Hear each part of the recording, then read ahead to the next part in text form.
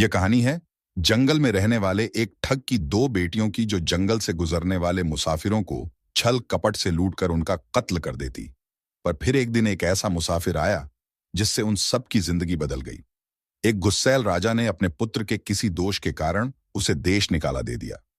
राजकुमार ने दुखी मन से अपने गुजारे के लिए 4 लाल और कुछ स्वर्ण भी अपने साथ ले लिए और भरे हृदय से अपने पिता का महल छोड़ दिया। चलते चलते वह जब शहर से कुछ दूर पहुंचा तो उसे एक साधु का आश्रम दिखाई किया। राजकुमार उस साधु को दंडवत प्रणाम करके एक तरफ बैठ गया।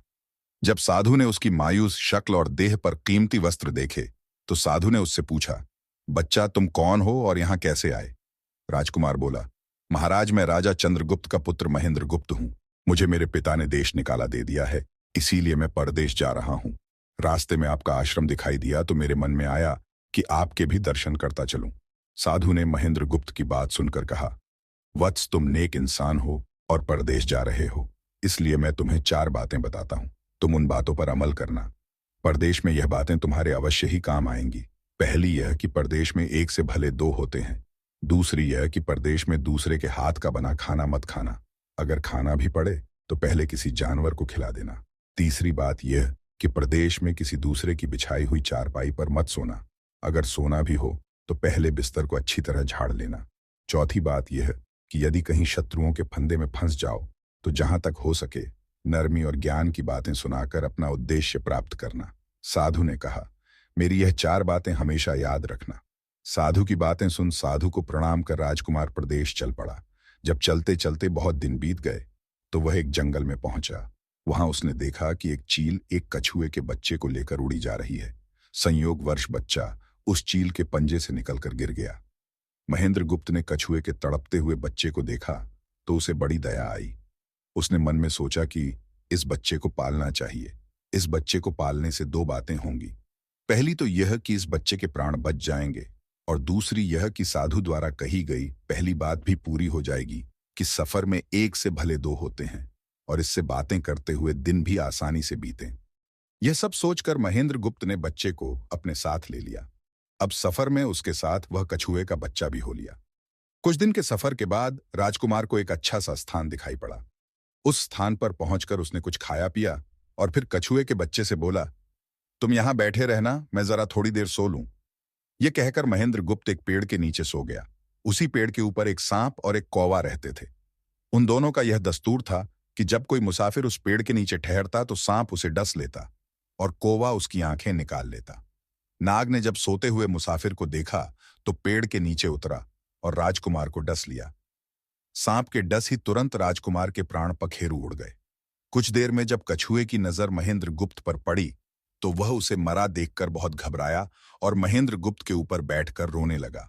तभी कौवा भी पेड़ से नीचे उतरा और ज्यों ही उसने महेंद्र गुप्त की आंखें निकालनी चाहीं, त्यों ही कछुए ने झपट कर कौवे की गर्दन को मुंह से पकड़ लिया।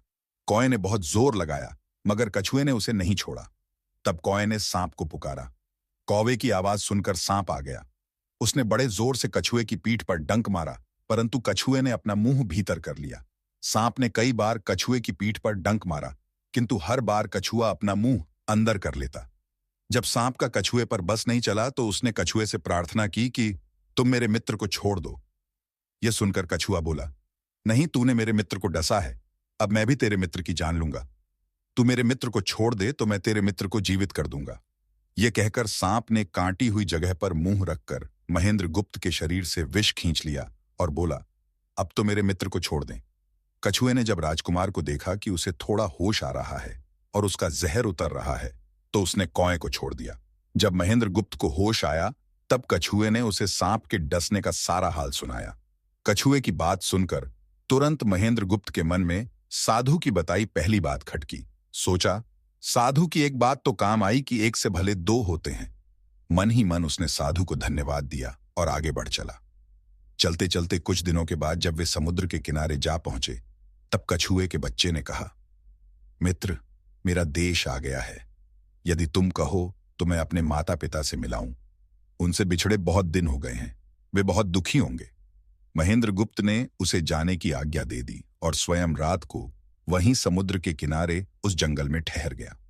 जिस जंगल में राजकुमार ठहरा हुआ था उसी जंगल में वहां से कुछ दूर ही एक ठग का परिवार रहता था। ठग के 2 लड़कियां और 4 बेटे थे। उसकी बड़ी बेटी ज्योतिष विद्या जानती थी।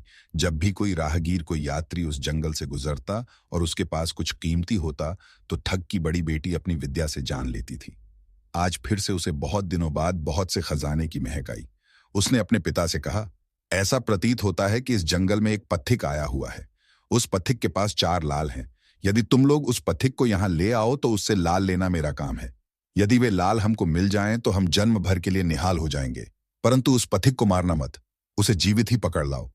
ठग अपने बेटों के साथ तुरंत उसकी तलाश में निकल पड़ा। वे थोड़ी ही दूर चले होंगे कि उन्होंने देखा एक आदमी एक पेड़ के नीचे सो रहा है। उसे देखकर उन्होंने सोचा कि यह वही पथिक हो सकता है जिसके पास लाल हैं। वे उसे पकड़कर ले गए और अपनी बड़ी बेटी के हवाले करके बोले, इससे लाल निकलवाना अब तेरा काम है। ठग की बड़ी बेटी ने पूरे आश्वासन के साथ कहा, तुम लोग चिंता मत करो, मैं इससे लाल निकलवा लूंगी। ठग की छोटी बेटी ने जब महेंद्र गुप्त को देखा तो वह दिलो जान से उस पर मोहित हो गई। पहली ही नजर में वह अपना दिल उस नौजवान राजकुमार को दे बैठी। भाइयों के डर से कुछ कह तो ना सकी, लेकिन मन ही मन उसको बचाने की युक्ति सोचने लगी। कुछ देर बाद ठग की बड़ी बेटी ने खाना बनाया और उसमें जहर मिला दिया। वही खाना उसने महेंद्र गुप्त को परोस दिया।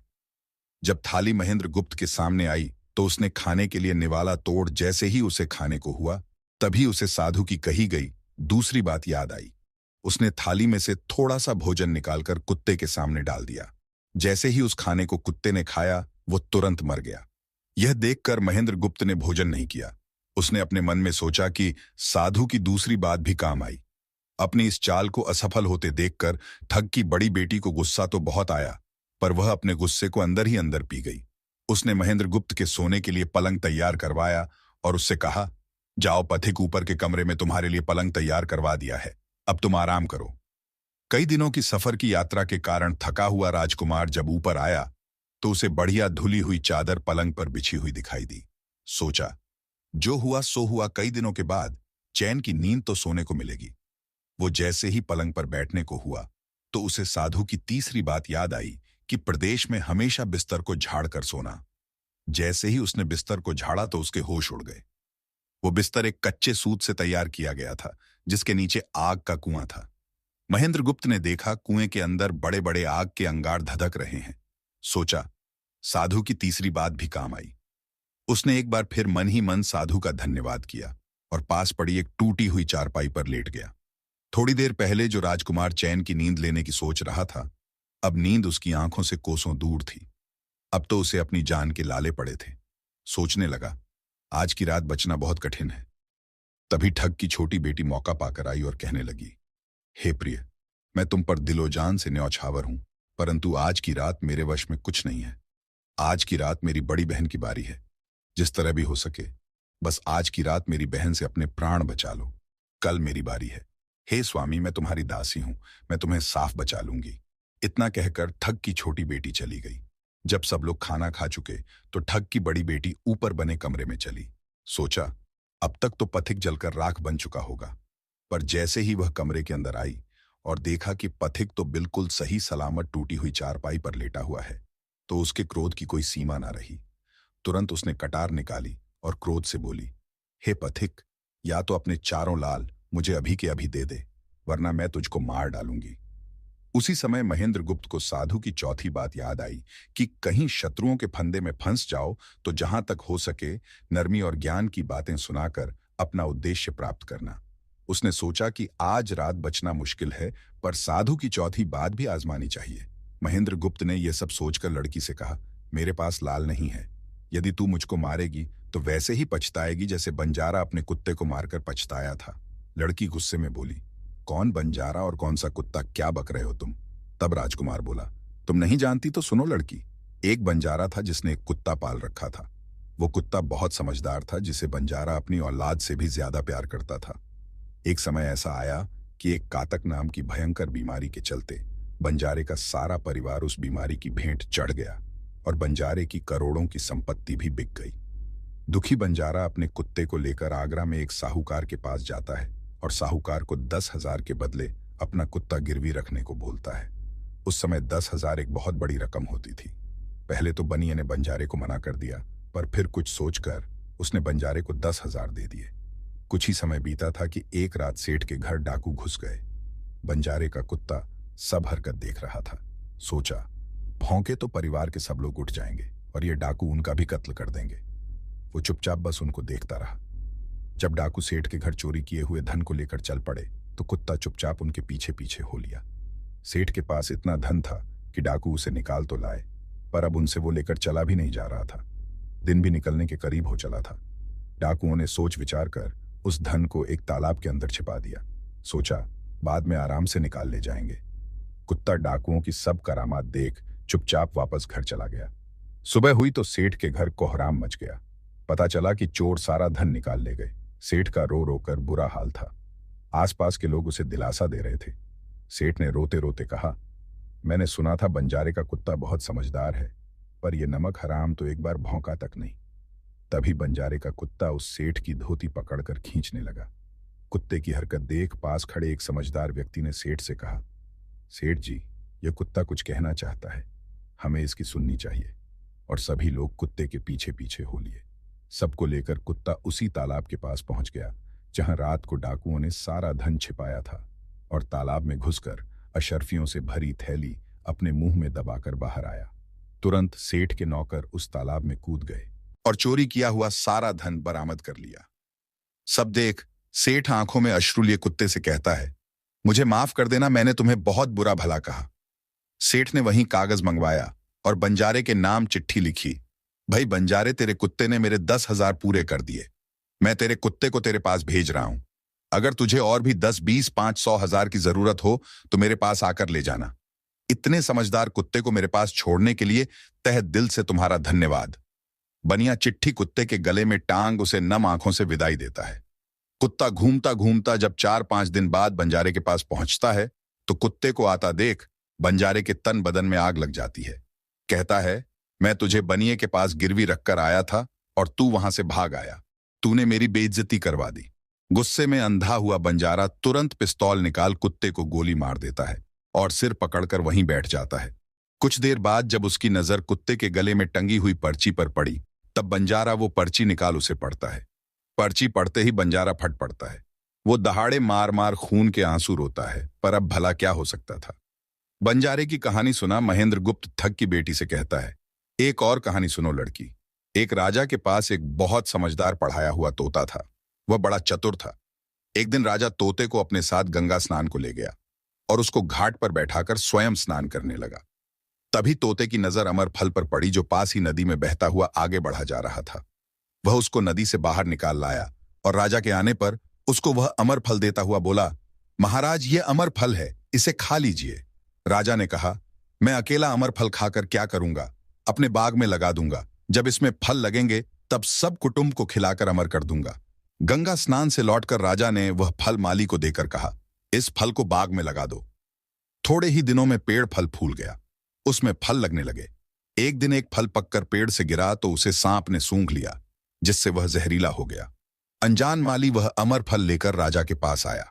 राजा फल को देखकर बहुत खुश हुआ और कुछ सोचकर वो फल पहले कुत्ते को खाने को दिया, क्योंकि राजा बड़ा नीतिवादी और विचारवान था। वह जानता था कि बिना सोचे समझे किसी भी वस्तु को खाना ठीक नहीं होता। राजा ने जो ही वह फल कुत्ते को खिलाया, कुत्ता मर गया। यह देखकर राजा ने क्रोधित होकर अपने तोते से कहा, बेईमान तोते, तू हमें जहर देकर मारना चाहता था। यह कहकर राजा ने क्रोध में आकर तोते को मार डाला और माली से कहा, इस पेड़ के चारों ओर घेरा डाल दो जिससे कोई इसका फल ना खा सके। एक दिन उसी शहर में एक सास बहू में भीषण लड़ाई हुई। बुढ़िया घर से निकलकर कहने लगी, आज मैं राजा के बाग में जाकर जहर वाला फल खा लूंगी। यह कहकर वह बाग में आई और जैसे ही उसने फल तोड़कर खाया तो वह 16 वर्ष की युवती बन गई। जब राजा को यह समाचार मिला तो उसे सारा माजरा समझते देर न लगी। राजा को बड़ा दुख हुआ। वह कहने लगा, वास्तव में यह अमर फल ही है। मैंने व्यर्थ ही इतने समझदार तोते को मार डाला। इतनी दास्तान कहते कहते सवेरा हो गया। तब ठग की बेटी ने महेंद्र गुप्त से कहा, आज तो तूने मुझे बातों में लगाकर अपनी जान बचा ली, परंतु आज रात मेरी छोटी बहन की बारी है। वो तुझे हरगिज जीवित ना छोड़ेगी। जब ठग की छोटी बेटी को पता चला कि महेंद्र गुप्त जिंदा और बिल्कुल सही सलामत है तो उसकी खुशी का ठिकाना ना रहा। अपनी बहन को दिखाने के लिए ऊपरी मन से बोली, तुम निश्चित रहो बहन, मैं आज इससे लाल लिए बगैर छोड़ने वाली नहीं हूं। दिन बीता और रात हुई। तब ठग की छोटी बेटी महेंद्र गुप्त के पास गई और बोली, भगवान का शुक्र है जो तुमने चालाकी से अपनी जान बचा ली। महेंद्र गुप्त बोला, तुम सब ऐसा क्यों करते हो?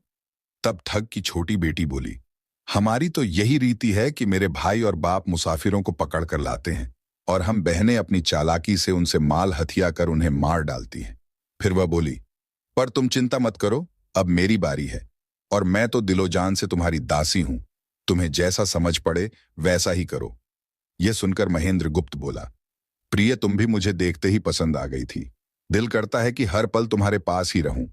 तुम अपनी बड़ी बहन की तरह नहीं हो, तुम एक नेक दिल औरत हो, तुमसे मेरा कुछ भी छिपा हुआ नहीं है। उसकी बात सुनकर ठग की बेटी ने कहा, तुम कहते हो कि मुझसे कुछ भी छिपा नहीं है, तो फिर वे लाल कहाँ हैं? महेंद्र गुप्त ने कहा, वो चारों लाल मेरी जांघ में हैं। अगर तुम निकालना चाहो तो निकाल लो। राजकुमार की बात सुन ठग की छोटी बेटी बोली, प्यारे, वो लाल तुम्हें ही मुबारक हो। मैं तो तुम्हारी दासी हूं, तुम्हारे दर्शनों की प्यासी हूं।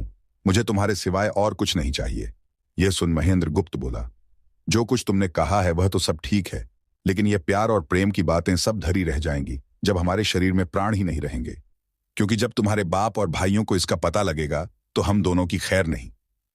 तब ठग की बेटी बोली, तुम चिंता मत करो, मेरे पास इसका भी उपाय है। आज रात को सबके सोने के बाद हम यहां से भाग चलेंगे और कहीं बहुत दूर रहेंगे जहां कभी मेरे भाई और बाप पहुंच ना सके। महेंद्र गुप्त बोला, पर यह सब होगा कैसे? बोली, यहां से निकलने का एक ही उपाय है। मेरे पिता के पास 2 ऊंटनियां हैं। एक तो दिन भर में 60 कोस चलती है और दूसरी दिन भर में 100 कोस चलती है। तुम उनमें से बड़ी वाली को खोल लाना। तब तक मैं हम दोनों के लिए कुछ धन बांध कर रख लूंगी। जब आधी रात हुई तब महेंद्र गुप्त ऊंटनी को खोलने चला गया। महेंद्र गुप्त ऊंटनी ले तो आया, मगर जल्दबाजी के कारण वह बड़ी के स्थान पर छोटी को ले आया। ठग की बेटी बहुत सा माल लेकर ऊंटनी पर बैठ गई और दोनों चल दिए। ऊंटनी जब चलते चलते 60 कोस पहुंची तो जंगल में रुककर खड़ी हो गई। बीच जंगल में ऊंटनी को खड़ी देखकर महेंद्र गुप्त और ठग की बेटी के होश उड़ गए। ठग की बेटी बोली, अनर्थ हो गया। तुम रात के अंधेरे में बड़ी ऊंटनी की जगह छोटी को ले आए। मेरे पिता और भाई आते ही होंगे, वो हमें नहीं छोड़ेंगे। इधर जब सवेरा हुआ तो ठग ने देखा कि उसकी बेटी और मुसाफिर दोनों गायब हैं। उसने सोचा कि निसंदेह वह बदमाश मेरी बेटी को भगा ले गया है। तबेले में जाकर देखा तो पाया कि छोटी ऊंटनी गायब है और बड़ी वहीं है।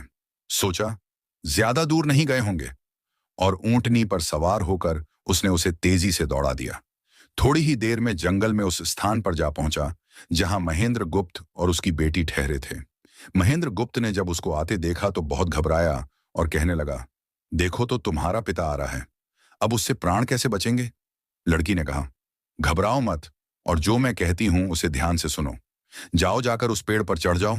जब मेरा बाप तुम्हें पकड़ने के लिए आएगा और पेड़ पर चढ़ेगा तो मैं चुपके से बड़ी वाली ऊंटनी पर चढ़कर उसको तुम्हारी डाल के नीचे खड़ा कर दूंगी। तुम कूद कर उस पर बैठ जाना। इस प्रकार हम दोनों बचकर साफ निकल जाएंगे। यह सुनकर महेंद्र गुप्त तुरंत पेड़ पर चढ़ गया। तब तक ठग भी वहां आ पहुंचा। पिता को देख उसकी बेटी ने फरियाद करते हुए कहा, पिताजी, ये दुष्ट मुझे धोखे से यहां भगा लाया, आप इसे छोड़ना नहीं। यह सुन गुस्से से तिलमिलाया ठग महेंद्र गुप्त को पेड़ पर चढ़ा देखकर ऊंटनी से उतरा और उसे पकड़ने के लिए पेड़ पर चढ़ने लगा। बाप के ऊंटनी से उतरते ही मौका देख ठग की बेटी ऊंटनी पर चढ़कर उसे महेंद्र गुप्त की डाल के नीचे पेड़ के पास ले आई। महेंद्र गुप्त तुरंत कूदकर उस पर बैठ गया। महेंद्र गुप्त के बैठते ही ठग की बेटी ने ऊंटनी को दौड़ा दिया। ठग हाथ मलता रह गया। ठग की बेटी और महेंद्र गुप्त कई दिनों का रास्ता तय कर एक शहर में पहुंचे और दोनों वहीं बस गए। वहां महेंद्र गुप्त ठग की बेटी के साथ आराम से दिन गुजारता रहा और जब उसके देश निकाले की अवधि पूरी हो गई तब वह उसको लेकर अपने राज्य चला गया और उसके साथ शादी कर हंसता खेलता जीवन व्यतीत किया। निष्कर्ष, महेंद्र गुप्त और ठग की बेटी की यह कथा हमें यह सिखाती है कि प्रेम और विश्वास का बंधन सबसे मजबूत होता है। जब बुद्धिमत्ता, धैर्य और निस्वार्थ प्रेम मिलते हैं तो असंभव को भी संभव बनाया जा सकता है। जीवन में चाहे कितनी भी कठिन परिस्थितियां क्यों ना आए, सही निर्णय, संयम और परस्पर विश्वास हमें हर संकट से बाहर निकाल सकते हैं।